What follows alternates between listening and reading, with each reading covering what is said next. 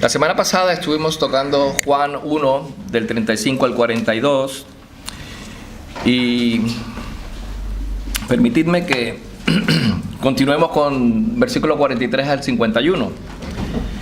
Estuvimos viendo acerca de el llamamiento de Jesús a algunos de los discípulos de Juan.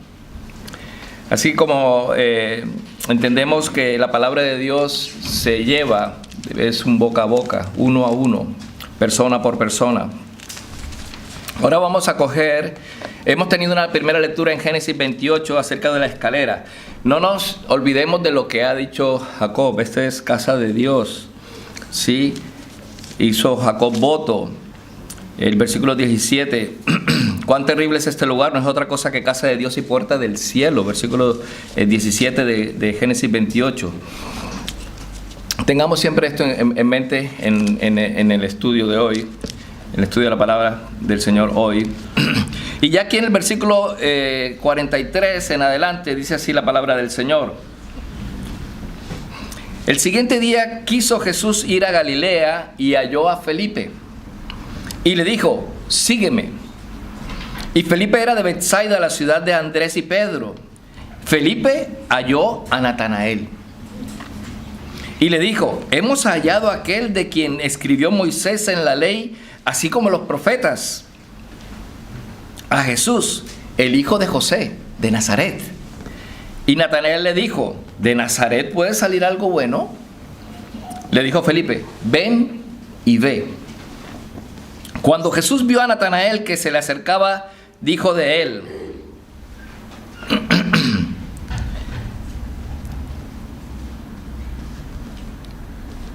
he aquí un verdadero israelita, en quien no hay engaño.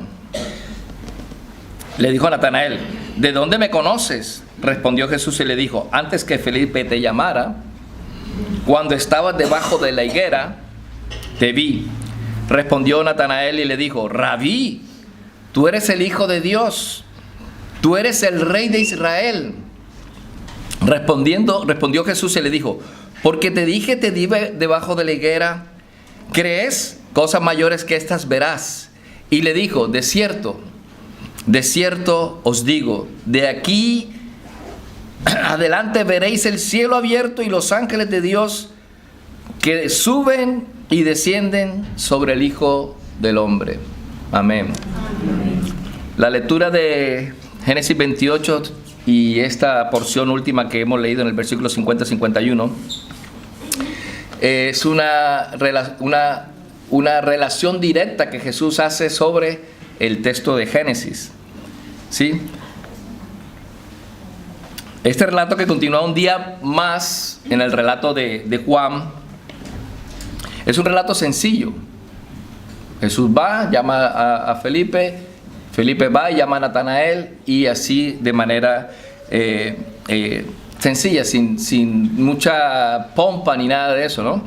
Sin embargo, es importante para el propósito de Juan que tiene al escribir este libro, este evangelio. Y el propósito es para que creáis que Jesús es el Hijo de Dios y para que creyendo tengáis vida en su nombre. Juan 20:31. Así que el propósito de Juan es tanto apologético como evangelístico. Ese es el propósito del evangelio de Juan. Por eso acumula toda esta evidencia de toda fuente que él encontró. ¿Qué fuentes encontró? Pues aquí Natanael está dando evidencia diciendo de que tú eres el Cristo. Jesús es el Cristo. Felipe hace lo mismo. Andrés hace lo mismo. Juan el Bautista hace lo mismo. He aquí el Cordero de Dios que quita el pecado del mundo. Ese es el propósito de este libro, que toda información que se necesitaba para dicho propósito fuera para nuestra salvación, para que conociéramos que Jesús es el Cristo, el Hijo de Dios, y para que creyendo en su nombre tengamos salvación. Y como hemos visto a lo largo de este primer capítulo, Juan el apóstol comienza con el testimonio de Juan el Bautista, ¿sí? El último profeta del Antiguo Testamento y el más grande de los profetas. Claro, porque los otros profetas señalaban a lo lejos, pero Juan estaba señalando visualmente a Jesús. Y Jesús mismo dice de él que este es el más grande profeta, el hombre más grande que se ha levantado en la historia de Israel. Porque los otros hablaban de la venida del Cristo. Él vio, él era el precursor de Cristo mismo. Él lo vio, él profetizó y el cumplimiento fue inmediato. He aquí el Cordero de Dios. Y Juan el Bautista era reverenciado por el pueblo como un profeta. Y es el que apunta a Jesús diciendo, el Cordero de Dios, el que quita el pecado del mundo. Y lo repite en el versículo 29 y en el versículo 36. En ambos casos dice, he aquí el Cordero de Dios. Y en el 29 dice, he aquí el Cordero de Dios que quita el pecado del mundo. Entonces, los verdaderos israelitas, que se oiga bien, los verdaderos israelitas, los verdaderos judíos sabían que eran pecadores. Por lo que el ministerio de Juan era un ministerio de arrepentimiento. Y no era para los extranjeros, era para los judíos. Era un ministerio de arrepentimiento para los judíos. Lo mismo que su bautismo era un bautismo para arrepentimiento. Por lo que vemos que a través de los evangelios Juan está tratando con personas que se creen justas por sí mismas. Juan el Bautista está tratando con personas que se creen en sí mismas justas, se creen buenas. Pero Juan le está diciendo, no, sois igual de pecadores que los gentiles, igual de pecadores, por lo tanto tenéis que arrepentiros y bautizaros. Estos hombres de la época de Juan, estos judíos que no necesitaban arrepentirse y no creer que necesitaban un salvador de la manera en lo que creía un verdadero judío, un israelita. No, la actitud y la creencia predominante de la religión establecida era que no necesitaban salvación. Es que somos justos, somos buenos, somos hijos de Abraham. Somos hijos de Abraham. Por lo tanto, no necesitamos arrepentirnos como los perros, como los gentiles. No necesitamos ese arrepentimiento. ¿Sí? Estos no esperaban un salvador, sino un rey. Pensaban que ya habían alcanzado una posición privilegiada delante de Dios debido a su religiosidad y su moralidad. Si habéis leído la Biblia, que espero que sí, creo que sí, os daréis cuenta que el Señor Jesús a esta generación de judíos los trata de hipócritas, de mentirosos, de falsos, de desviar la fe del verdadero creyente, de anteponer sus tradiciones antes que la palabra de Dios, de colocarse sobre Moisés. Eso leímos ayer un texto en el taller de predicación, en el que también se ponían como por encima de Moisés. Y esto, en contraste con el mensaje de Juan, era que los judíos no eran mejores que los extranjeros. Los gentiles, los perros, y hasta el día de hoy tampoco nada ha cambiado. Seguimos siendo perros y menos que una persona de segunda clase. Siempre ha sido así, pero el Señor Jesús tiene noticias para ellos. Hay un verdadero judío, hay un verdadero israelita que reconoce que necesitan arrepentirse, que necesitaban ser bautizados como todo pecador que sabe que necesita ser limpiado desde adentro. Está fuera. Estos judíos estaban fuera, necesitaban entrar, necesitaban arrepentirse o la ira de Dios caería sobre ellos. Por eso Juan predicó el arrepentimiento. Solamente pensar que Juan predica arrepentimiento al pueblo de Israel, un pueblo que se supone que conocía la palabra de Dios, ya era un problema. porque se supone que ya de por sí sabían que tenían que arrepentirse para que el Señor perdonara sus pecados. De ahí los sacrificios. Entonces por eso Juan predicó arrepentimiento y luego apuntó a Jesús diciendo que Él era el cordero y el sacrificio por sus pecados. Los verdaderos judíos entendían esto porque sabían que eran pecadores, que necesitaban arrepentirse y un sacrificio por sus pecados. Estos pescadores, estos jóvenes a los cuales llama el Señor, entendieron el significado real de Isaías 53. Estos pescadores de Galilea, de la zona, en la época de Jesús, Israel estaba dividido en el reino del sur, Idumea, Samaria y Galilea. O sea, no era el reino de Israel, eran 4 reinos o 5. Sin embargo, estos pescadores de la zona alta de Galilea, que eran como una mezcla entre judíos y gentiles. De hecho, creo que tengo un mapa por aquí. Exactamente. Estos judíos creían Isaías 53 y los demás textos que apuntaban al Mesías. Lo veían claro. No quizás el pueblo, pero estos hombres parece que sí. Porque parece ser que estos pueblerinos, estos humildes pueblerinos, pescadores, entendían plenamente su condición de pecado. Y si os dais cuenta, estaba Nabatea, Idumea, Judea, Samaria y Galilea. Bueno, en la parte verde es Galilea. De ahí proceden estos pescadores. Contaremos 7 de esa zona. 7. Unos de Canaán, otros de Nazaret como Jesús, otros de Galilea en sí misma.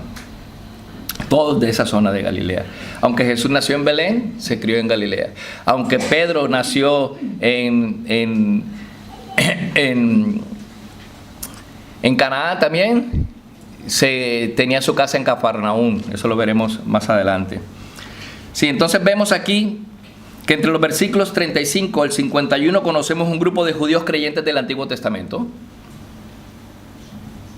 Un grupo de judíos creyentes del Antiguo Testamento. Del versículo 35 al 51. Con una interpretación real, estos judíos, pescadores del norte, que eran mezclados, tenían una interpretación real del Antiguo Testamento y que ciertamente había transformado sus vidas. Es más, el Señor hace un reconocimiento de ellos. He aquí un verdadero israelita, le dice a Natanael. He aquí un verdadero israelita en quien no hay engaño. Es decir, un verdadero creyente. Así que hay un verdadero grupo de creyentes. Andrés, Pedro, Felipe y Natanael. Y por supuesto Juan. Juan el apóstol. Recordar que él está en la escena. Juan es testigo presencial. No se nombra a sí mismo, pero él está ahí. Si no, ¿cómo vamos a saber que era la hora décima, que era el día 1, día 2, día 3, día 4? Tenía que ser una persona que estaba en el sitio. Y Juan no se menciona a sí mismo. Si el Señor no lo hubiese transformado. Si el Señor, por cuanto el Señor lo transformó, Juan no se menciona. Ahí vemos su humildad. Si el Señor no hubiese transformado a Juan y Juan estuviese haciendo una narración de los hechos, él hubiese sido el primero en decir de sí mismo, no, yo estaba ahí. Yo presencié al Mesías y éramos colegas. Eso hubiese sucedido si Juan no hubiese sido transformado por el poder del Espíritu Santo. Hay una transformación cuando uno entra en contacto con el Señor. Entonces, el Señor Jesús dice acerca de uno de ellos, un verdadero creyente. He aquí un verdadero israelita en quien no hay engaño, un verdadero judío. Sí, estaba Andrés, Pedro, Felipe y Natanael, Juan. Estaba también Jacobo y Tomás, 7 en total. Estos Jacobo y Tomás se unen después. Todos pescadores galileos. Todos pescadores galileos que testifican de Jesús. Eran de esa zona de Galilea. Unos eran de Betsaida, ¿sí? Todos ellos, incluido Pedro, ya lo veremos ahora en la lectura. Uno era de Caná de Galilea, que era Natanael, y Jesús de Nazaret. Todos pescadores galileos. Estos hombres son la base, el fundamento inicial de los discípulos de Jesús. ¿Veis aquí a alguien que tenga, no sé, tetrarca o no sé, personajes grandes? No. ¿Veis a 7 sencillos pescadores? Podrían ser 7 sencillos carpinteros. Podrían ser 7 sencillos hombres que trabajan en la obra. Eran pescadores. Y son la base del fundamento de la iglesia. Los misioneros, los primeros apóstoles, los misioneros que comienzan lo que hoy predicamos, y así será hasta el día de nuestro Señor Jesucristo. Es una realidad que el Señor escoja a estos insignificantes donadies. El Señor escogió a donadies. No busca gente grande y bien posicionada en toda la nación. Pensadlo bien. Hay 7 hombres que viven en el mismo lugar, que trabajan en lo mismo, que se conocen entre sí. Y Dios puede convertirlos en personas que cambian el mundo. ¿A quién se le debería dar la gloria en este caso? A Dios. Porque utilizó lo despreciable de este mundo para deshacer las cosas y hacer algo nuevo. Estos hombres que el Señor escogió, que llamó, iniciaron un cambio, ¿sí?, que el Señor había establecido. El Señor llamó a los despreciables, insignificantes, NN, dicen por ahí, anónimos. Y así es como el Evangelio es presentado.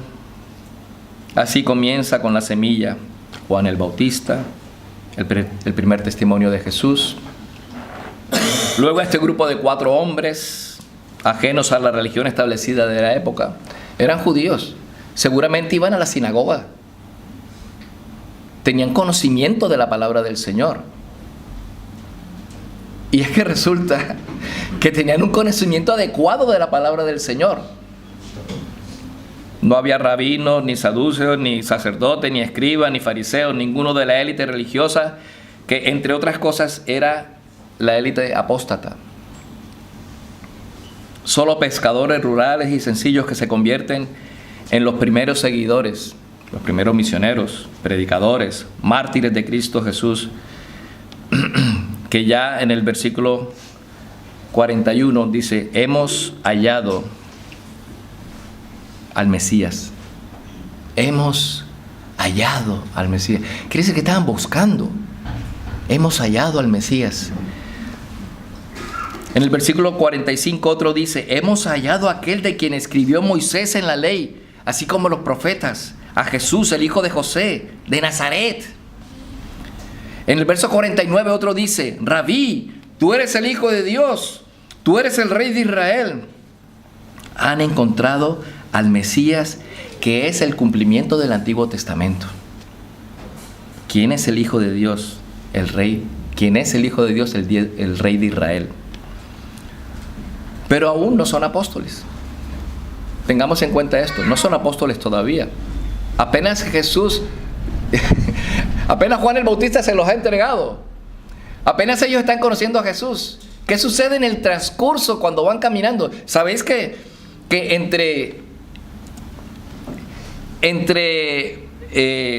dejadme a punto aquí, a ver si se ve. Perdón. No se ve aquí. Bueno, a ver si sí, aquí. Donde dice Perea, aquí dice Perea, hay una flechita roja, ¿lo ves? Vale. Ellos estaban ahí y han ido todo este recorrido hacia Capernaum.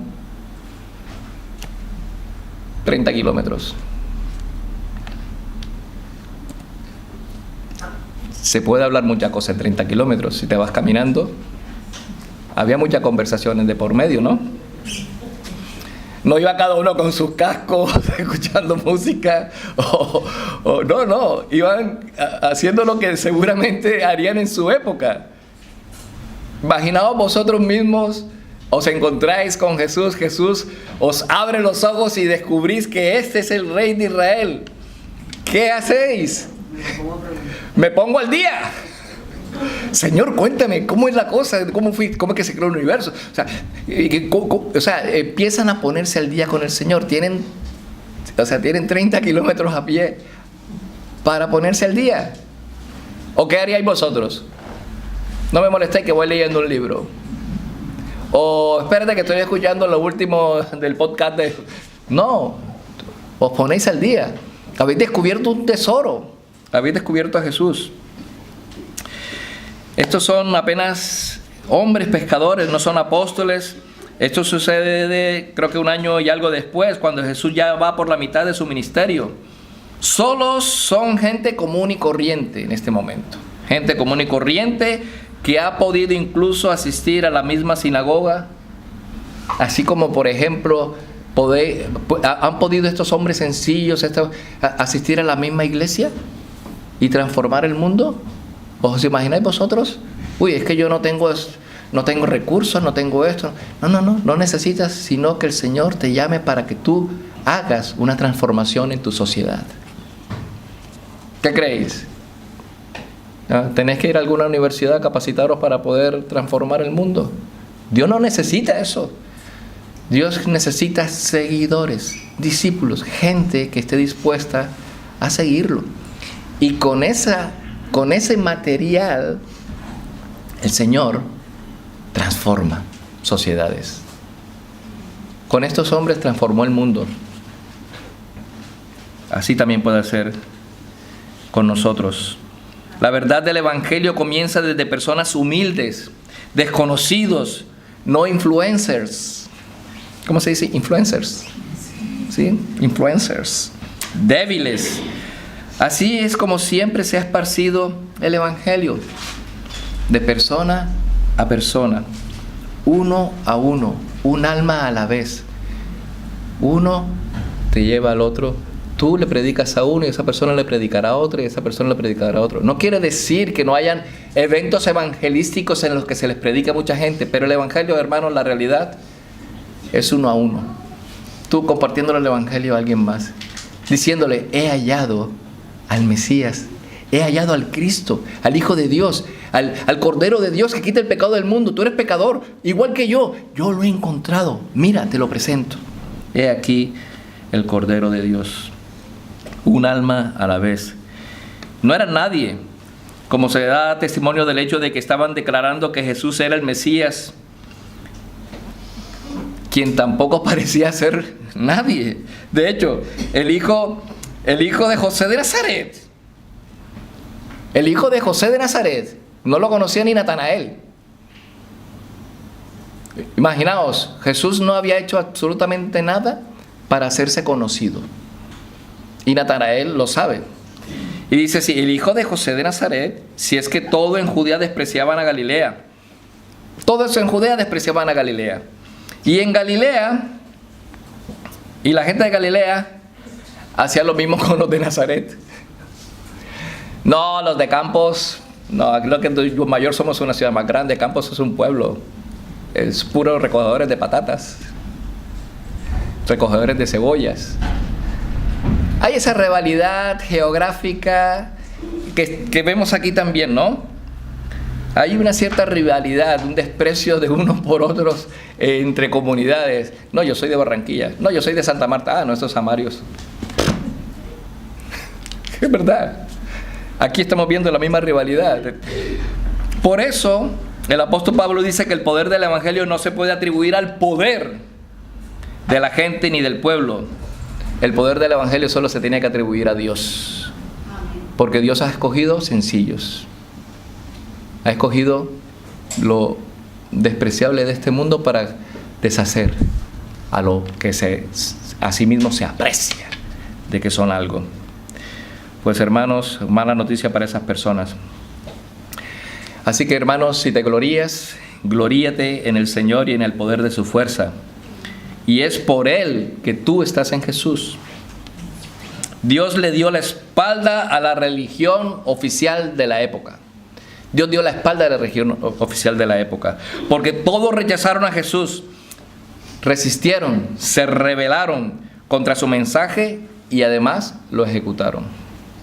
No lo podían ejecutar con sus propias manos porque había una ley que les prohibía ejecutarlo. Por eso buscaron falsos testimonios para que los romanos lo pudiesen ejecutar. Si hubiesen podido, lo hubiesen hecho. La religión oficial de esa época. Pero habían buenos judíos. Habían verdaderos judíos que habían entendido el mensaje del Antiguo Testamento. Jesús no es conocido por estos hombres a pesar de vivir 30 años en la zona de Galilea. ¿Os imagináis? Jesús viviendo 30 años en la zona de Galilea y ni siquiera ellos sabían quién era Jesús. Se conocían entre ellos mismos, pero no conocían a Jesús. Por eso Natanael dice, algo bueno de Galilea, de Nazaret va a salir algo bueno. ¿Quién es José? ¿Quién es este Jesús? ¿Qué me estás contando? Yo soy de Canaán. Esto habla de que Jesús no había hecho nada para llamar la atención a su persona. No había hecho, hasta el momento no había hecho nada para llamar la atención a sí mismo. Pero ahora comienza a congregar a sus seguidores. ¿Y qué empieza a hacer?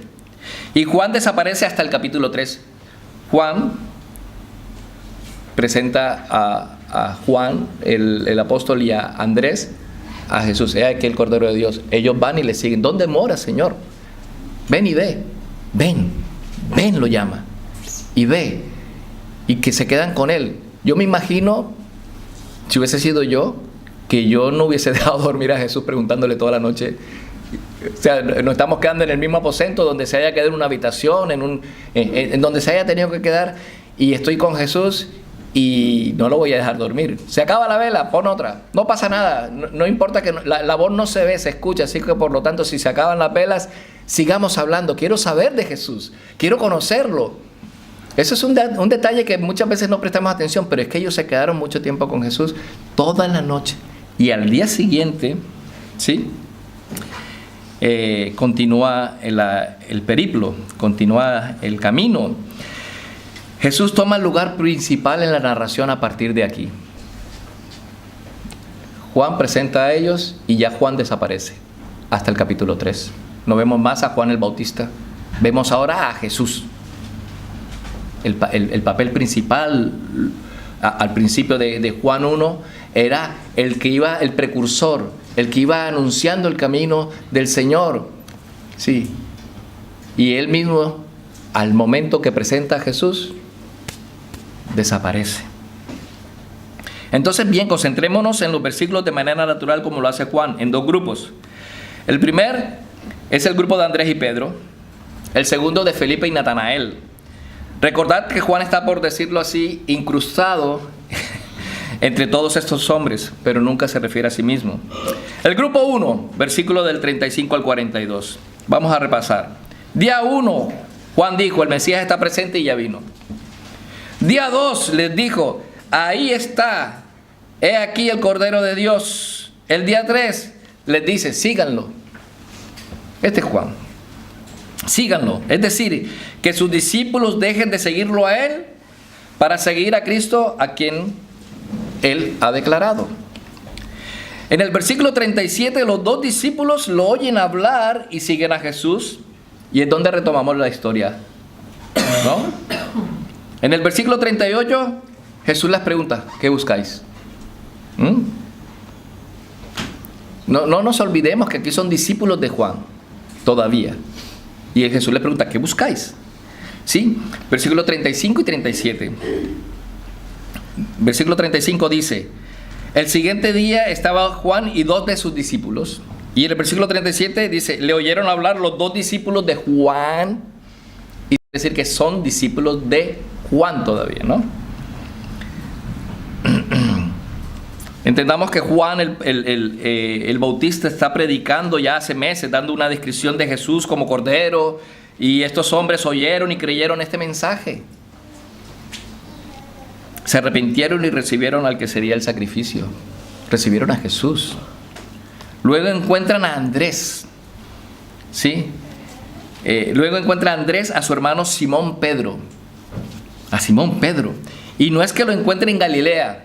No lo encuentra en Galilea. Lo encuentra al otro lado de Jordán, allá, aquí abajo, ¿no? Por donde dice Perea. Lo encuentra al otro lado del Jordán, al este de Jerusalén, y le dice: hemos hallado al Mesías. Hemos hallado al Mesías. No hay error. No hay dudas ni incertidumbres, solo certeza absoluta. Hemos hallado al Mesías, al ungido de Dios. Así es como el reino avanza, uno a uno. Andrés a Pedro, Felipe a Natanael, Marcos Páez a Olmer Vidales, Valeria a Julian. ¿Sí? ¿Quién te llevó a ti a Cristo? ¿Quién te trajo a Cristo? Ora por esa persona, siempre lo digo. Ora por aquellos que compartieron el Evangelio. Ora por ellos porque te han traído, te han dado un tesoro. Un tesoro. Ahora vamos a ver el grupo 2. Versículo 43 al 51. Y ese es el día 4. El siguiente día quiso Jesús ir a Galilea y halló a Felipe y le dijo: sígueme. Como decía, estos son unos 30 kilómetros. Y nosotros quejándonos de que no pase el bus a tiempo, porque no llegamos. Y estamos a 11 kilómetros del centro de Palma. ¿Ah? ¿Cuánto tardamos de aquí al centro de Palma, más o menos? Dicen que Santa Eugenia, leí ayer en el termómetro de la Plaza de España, que Santa Eugenia está a 21 kilómetros de ese punto. Plaza de España, Santa Eugenia, 21 kilómetros. A Cantepera es lo más largo, 81. ¿Cuánto me tardaría yo para andar con Jesús desde Santa Eugenia a Palma? 21 kilómetros. ¿Cuánto tiempo? Considerad, ¿cuánto tiempo? ¿Cuánta conversación no habrá en toda esa caminata? Pues ellos salían temprano, me imagino que a buen ritmo. Os reconozco, hermano, yo todos los días no subo al ascensor a la oficina, subo las escaleras. Me he decidido a hacer ejercicio subiendo solamente las escaleras, pero caminar 21 o 30 kilómetros lo veo como complicado. Que levante la mano el que... No, sí, no digo nada porque yo conozco aquí algunos que se caminan más de 30 kilómetros. Pero ellos salieron, llegaron temprano. De esta manera encontró a Felipe y le dijo: sígueme. Jesús encontró a Felipe y le dijo: sígueme. Sí, lo más probable es que Andrés y Pedro también se encontraran ahí, porque ya venían con Jesús.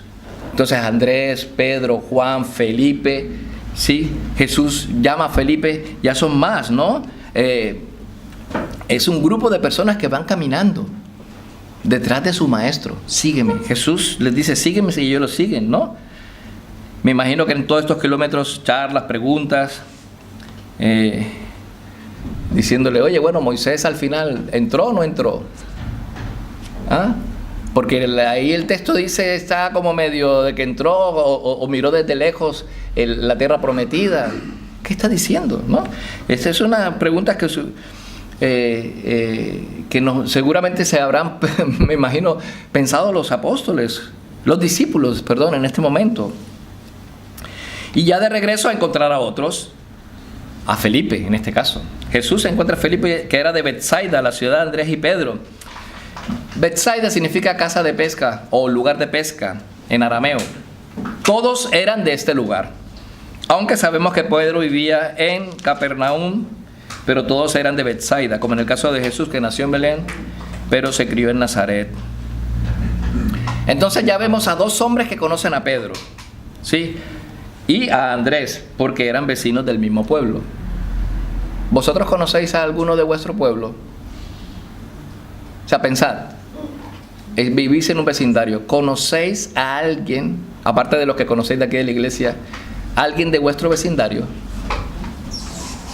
¿Habéis compartido a Jesús? Jesús le dice a Felipe: sígueme. Pero Jesús dice alrededor de 20 veces esto: sígueme, sígueme, sígueme.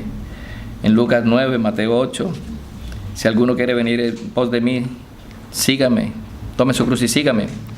Entonces, versículo 45, Jesús halló a Felipe, Felipe halló a Natanael, estaba buscándolo. Felipe halló a Natanael y le dijo: hemos hallado, estábamos buscando y hemos encontrado a aquel de quien escribió Moisés, versículo 45, en la ley, así como los profetas, a Jesús, el hijo de José de Nazaret. Fijaos que Felipe no cuenta la conversación con los demás compañeros de camino, seguramente habrían tenido conversaciones ahí, sino la conclusión de dicha conversación. Felipe concluyó que Jesús era, como dice aquí, era aquel de quien escribió Moisés y los profetas.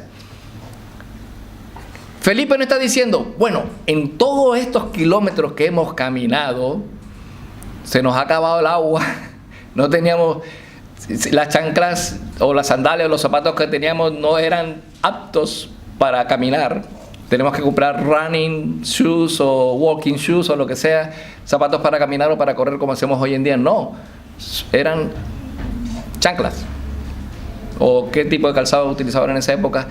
Felipe no les está diciendo que durante todo este camino me dijeron esto, le pregunté a Jesús esto y me contestó esto. No, él llega ya a la conclusión, y es la conclusión la que le da a Natanael: hemos hallado a Jesús, aquel quien escribió Moisés en la ley, así como en los profetas, o sea, todo el Antiguo Testamento. Sí, a Jesús de Nazaret. Sí, vemos que Felipe simplemente da a los demás la conclusión de dicha conversación. Tenemos a Andrés que dice: hemos hallado al Mesías. Ahora Felipe dice: hemos hallado a aquel de quien escribió Moisés en la ley, así como los profetas. ¿Qué hacía Jesús en todo este tiempo? ¿Qué hablaba con ellos? ¿Qué hablaba Jesús con ellos? Pues que Jesús era el cumplimiento de todo el Antiguo Testamento. Eso. Jesús se los estaba instruyendo, pero no los estaba instruyendo con milagros ni nada, ¿no? Sencillamente les estaba instruyendo con la palabra. ¿Vosotros leéis la palabra? ¿Sois instruidos a través de la palabra? ¿Estudiáis la palabra de Dios? ¿Sacáis conclusiones de lo que leéis? Y lo más sorprendente es que Jesús era hijo de José. Así que Jesús hace aquí lo que hizo con los dos discípulos en el camino de Emaús. Los instruyó a partir del Antiguo Testamento. Eso es lo que estaba haciendo Jesús en todo el camino, los estaba instruyendo. ¿Os acordáis de Emaús? Estos dos personajes que venían caminando tristes, cabizbajos, sin esperanza, porque no habían cumplido sus expectativas, porque pensaban que Jesús era el rey de Israel, el verdadero Salvador, y resulta que ya va a tercer día y no ha resucitado. Estos dos hombres que vivían en Emaús ni siquiera se estaban preguntando, le estaban diciendo al resucitado de que se supone que no ha resucitado. Y están desilusionados. Pero Jesús los instruye en todo el camino y al final les dice: ay, duros de cabeza, no era preciso. Entonces le narra todo el Antiguo Testamento acerca de él mismo. Esto es lo mismo que está sucediendo aquí. Así que vemos aquí que Juan es el único que llama Bartolomé a Natanael, ¿sí? Que era una pequeña villa llamada Canaá. 21:2. Esto lo vemos en el capítulo de Juan 21. Al norte de Galilea, donde Jesús hace su primera señal, la primera señal. Si Natanael dijo, versículo 46, Natanael le dice a Felipe: ¿de Nazaret puede salir algo bueno? ¿Y qué le dice Felipe? Ven y ve. Pero vosotros compartís el evangelio de manera tal que te digan: no te creo. Bueno, lo seguro es que te van a decir, no te creo, pero tú sabes qué tienes que hacer. Les tienes que decir lo mismo. Ven y ve. Ven, te voy a presentar a Jesús, del que los profetas hablaron. El Cordero de Dios, el que quita el pecado del mundo, el que la ley y el Antiguo Testamento todo hablaron acerca de la venida de este Mesías, del Rey de Reyes, el Señor de Señores. No te creo. Ven y ve. Ven, te presento a Jesús.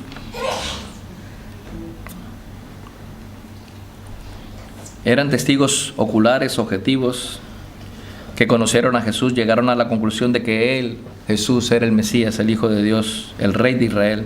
Entonces viene el encuentro entre Jesús y Natanael. Cuando Jesús vio a Natanael que se le acercaba, dijo de él: he aquí un verdadero israelita. He aquí un verdadero israelita en quien no hay engaño. Esto es sorprendente, esto es asombroso. Un verdadero, la palabra que se utiliza es aletos. Un verdadero israelita, un verdadero judío. Y Romanos 2, Pablo dice que un verdadero judío es el que lo es en el interior, un verdadero creyente en el Dios verdadero, un salvo en términos antiguotestamentarios. He aquí un verdadero israelita. No hay hipocresía, no hay duplicidad y no hay engaño. ¿Eres tú un verdadero creyente? ¿En ti hay hipocresía? ¿En ti hay duplicidad o engaño? Jesús dice de Natanael: he aquí un verdadero israelita, en quien no hay engaño. Este es sorprendente y raro en una nación de apóstatas, de hipócritas, como dice el Señor Jesús, en una nación de personas supuestamente rectas que se exaltan a sí mismos. Pero ¿somos mejores nosotros que ellos? ¿No nos sentimos como por encima? Porque ellos se empezaron a sentir por encima de la ley. Pero es posible que a nosotros nos pueda llegar a pasar exactamente lo mismo, sentirnos por encima de la ley. En cambio, Natanael es un hombre honesto, un corazón verdadero, un verdadero creyente, íntegro, raro de encontrar en ese momento en Israel. ¿Era perfecto? No. Y Natanael le contesta, versículo 48, ¿de dónde me conoces? O sea, en otras palabras, yo tampoco te conozco, pero ¿de dónde me conoces? Respondió Jesús y le dijo: antes que Felipe te llamara, cuando estabas debajo de la higuera te vi. ¿Cómo sabes eso de mí? Yo te vi debajo de la higuera. Aquí, al parecer, Jesús lo vio sin estar cerca, es decir, de forma sobrenatural. Es posible, ¿sí? No solo te conozco por dentro, Natanael, sino también por fuera, porque él le dice: he aquí un verdadero israelita. O sea, te conozco por dentro, pero también te conozco por fuera. Sé quién eres y dónde estás. Te vi antes de que te encontrara Felipe. Esto es abrumador. El Señor ya sabía el interior de Natanael, porque Él es Dios. Pero Él ve también tu corazón y tu interior. ¿De dónde me conoce el Señor? Por favor. Eso es una pregunta insulsa para el Señor. El Señor conoce a todos. Desde adentro nos conoce. La cuestión es que Jesús lo vio sin verlo físicamente. Entonces, versículo 49, respondió Natanael y le dijo: Rabí, tú eres el Hijo de Dios, tú eres el Rey de Israel. Aquí vemos a Natanael convencido de quién era Jesús. Sí, el testimonio crece. Hay otro más que reconoce que Jesús es el Cristo.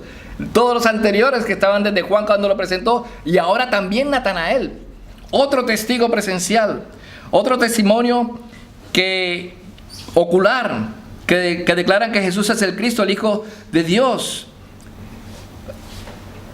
El Hijo de Dios es un hebraísmo que significa de la misma naturaleza de Dios, el Rey de Israel. Entonces respondió Jesús y le dijo: porque te vi Porque te dije, te vi debajo de la higuera, ¿crees? Porque te vi debajo de la higuera, ¿crees? Cosas mayores que estas verás. Entonces Jesús afirma que la razón por la que Natanael cree es porque ha demostrado su omnisciencia. Natanael cree porque yo he demostrado que soy omnisciente. Jesús le dice, esto no es suficiente. Esto no es suficiente, Natanael. Es muy débil ese testimonio. Y le dice, cosas mayores que estas verás. Estos 3 años que siguen te voy a mostrar milagro sobre milagro, maravilla sobre maravilla, como efectivamente lo recalca en el versículo 51, que dice así. Y le dijo, de cierto os digo, de aquí en adelante veréis el cielo abierto y a los ángeles de Dios que suben y descienden sobre el Hijo del Hombre. 25 veces en el Evangelio de Juan dice, de cierto os digo. Algo que no solo es veraz, sino también solemne. Algo importante, radical. Ellos conocían a Moisés y todas las promesas mesiánicas. Estos hombres eran conocedores de la teología del Antiguo Testamento. Ellos tenían una idea clara de quiénes eran ellos. Eran pecadores que necesitaban un arrepentimiento, necesitaban un cordero que perdonara sus pecados, porque ellos sacrificaban cada año corderos para cubrir los pecados. Pero sabían que Dios iba a enviar a un solo cordero y un solo sacrificio para siempre, a Jesús de Nazaret, el Mesías. Y ellos conocían las promesas mesiánicas y saben que Jesús cuadra con las profecías del Antiguo Testamento. Ellos ven los milagros y maravillas que hace Jesús. Ya tienen la perspectiva completa, ya lo tienen todo claro, ¿sí? Porque segurísimamente ellos conocían el capítulo 28 de Génesis. Ellos conocían el capítulo 28 de Génesis cuando Jesús les dijo lo que les dijo. Es uno de los relatos más importantes del Antiguo Testamento. ¿Qué sueño este, no? Vamos a Génesis 28. ¿Qué sueño este? Dice aquí que trata de Dios cumpliendo sus promesas, la promesa abrahámica, a su descendencia. Y voy a usar a los ángeles para que ejecuten mis órdenes. Eso es lo que le está diciendo Jesús. Lo que está diciendo Dios aquí a Jacob. Voy a cumplir la promesa abrahámica en su descendencia, y voy a usar a los ángeles para que ejecuten mis órdenes. Van a ver el poder del cielo en su máximo esplendor hasta que este pacto sea cumplido. Y Génesis 28 del 10 al 22. Vemos aquí que Dios le está diciendo a Jacob que alguien va a cumplir. Dice aquí, versículo, dice, 14, será tu descendencia como el polvo de la tierra, y te extenderás al occidente, al oriente, al norte y al sur, a todas las familias de la tierra, y todas las familias de la tierra serán benditas en ti y en tu simiente. He aquí, yo estoy contigo y te guardaré por donde quiera que fueres, y volveré a traerte a esta tierra, porque yo no te dejaré hasta que haya hecho lo que he dicho. Y despertó Jacob de ese sueño y dijo, ciertamente este es el lugar. Jehová está en este lugar y yo no lo sabía. Y tuvo miedo y dijo, cuán terrible es este lugar. No es otra cosa que la casa de Dios y puerta del cielo. Casa de Dios y puerta del cielo. ¿Quién es la puerta? ¿Quién es la puerta? Jesús es la puerta. ¿Quién es la casa? En la casa de mi Padre muchas moradas hay. ¿Quién es? ¿Quién es nuestro refugio, nuestro amparo y nuestra fortaleza? Gloria a Dios que Jacob está en el reino de los cielos. Pero Jacob sabía que no era en él, sino en su descendencia, la cual es Cristo. Y Jesús se lo dice a ellos ahí, le dice, entended lo que os voy a decir. Veréis el cielo abierto y a los ángeles de Dios subiendo y bajando, subiendo y bajando, subiendo y bajando. ¿Dónde vemos eso? En el Antiguo Testamento. No, vemos eso en el cumplimiento del Nuevo Testamento en Cristo Jesús. Él es la simiente esperada. En Él, en Jesús, serán benditas todas las naciones de la tierra. Todas. Y sin Él no hay ninguna bendición en el mundo.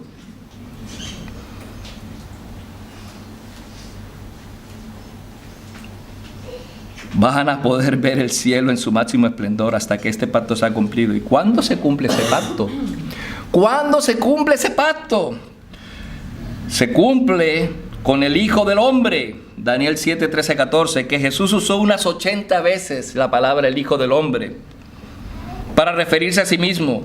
Dios se iba a asegurar de que los ángeles cumplieran su función en ser los medios por los cuales Dios guarda y mantiene su protección a su pueblo. Jesús le dice a Natanael: vas a ver el cielo que se abre y a los ángeles que suben y bajan en mi ministerio. Y muchas de esas obras mediadas por algunos de los ángeles. Fueron los ángeles los que anunciaron a Zacarías que el precursor nacería. Fueron los ángeles los que hablaron a María.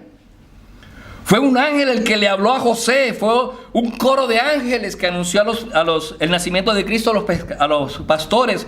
Fueron ángeles los que ministraron a Jesús al final de su tentación. Son ángeles los que están al lado de la tumba. Y son ángeles los que rodean en su ascensión. E incluso Jesús dice que podría llamar a los ángeles para luchar por Él. He aquí el cumplimiento de Génesis 28. Y veréis a los ángeles subiendo y bajando para ministrar sobre el Hijo del Hombre. Él es la simiente.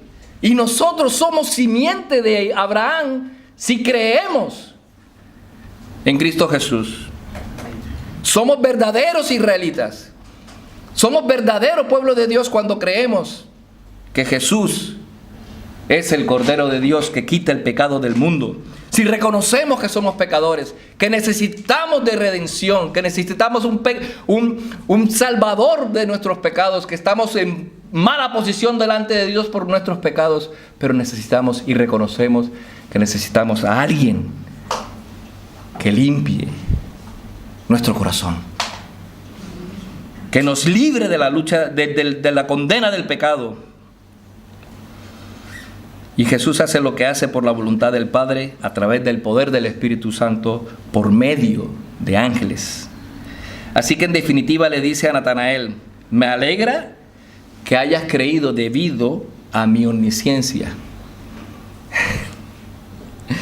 Pero vas a ver cosas en estos 3 años de ministerio. Vas a ver ciegos ver, muertos resucitar. Vas a ver el cielo abierto y los ángeles ministrando. Vas a ver el cumplimiento de Génesis 28. Así es como la salvación funciona, hermanos. Un alma que busca, versículo 38 y 39, vieron dónde moraba y se quedaron con él. Versículo 39, había una evidencia de que estaban buscando. Un pecador que busca. Son 3 cosas: un alma que busca, un pecador que busca. No soy original aquí, estas 3 características de cómo funciona la salvación. Son más, pero he cogido 3 de John MacArthur. Un alma que busca, un pecador que busca. Versículo 45, Felipe: hemos hallado a él. Versículo 47, Natanael viene también a él. Un pecador que busca. La salvación requiere de un pecador que busca también. Un alma que busca. Y me buscaréis y me hallaréis, porque me buscaréis de todo vuestro corazón. Y yo os digo: pedid y se os dará, buscad y hallaréis, llamad y se os abrirá, porque todo aquel que pide recibe, y el que busca halla, y al que llama se le abrirá. Y también se necesita un salvador que busca. Es Jesús quien inicia las cosas. Versículo 38. ¿Qué dice de Juan 1? ¿Qué buscáis? ¿Qué buscáis? Vosotros que estáis aquí, los que creéis y los que no creéis, ¿qué buscáis? ¿Qué buscáis? Versículo 39, venid y ved. Versículo 43, Jesús le dice a Felipe, sígueme. Versículo 47, Jesús ve venir a Natanael y le dice, he aquí un verdadero israelita en quien no hay engaño. No hay posibilidad para el pecador que esté buscando a menos que Jesús lo esté buscando.